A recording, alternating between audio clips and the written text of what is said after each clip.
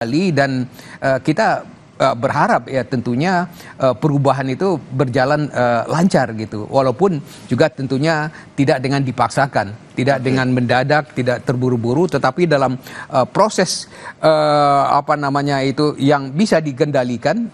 Kita ingin menempatkan ibu kota itu betul-betul di tengah Indonesia gitu, menjadi ibu kota bagi seluruh masyarakat Indonesia, bagi seluruh ekonomi Indonesia gitu. Oke, Prof. Ini kita sama-sama menyaksikan bahwa akhirnya bendera pusaka dan juga teks proklamasi sudah lepas landas, sudah terbang menuju IKN, Ibu Kota Nusantara di Kalimantan Timur.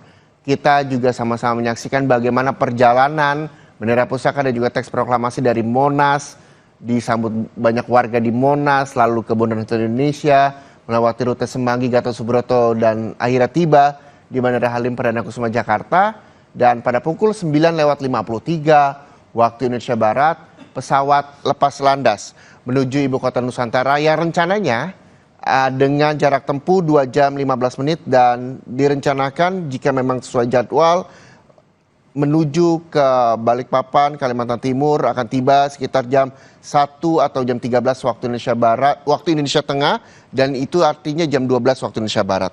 Kita nanti masih akan berbincang lagi, Prof, terkait dengan kirap bendera pusaka dari Monas menuju ke IKN, tapi kita harus jeda sejenak, saudara. Jadi Anda tetaplah bersama kami di Breaking News Kompas TV.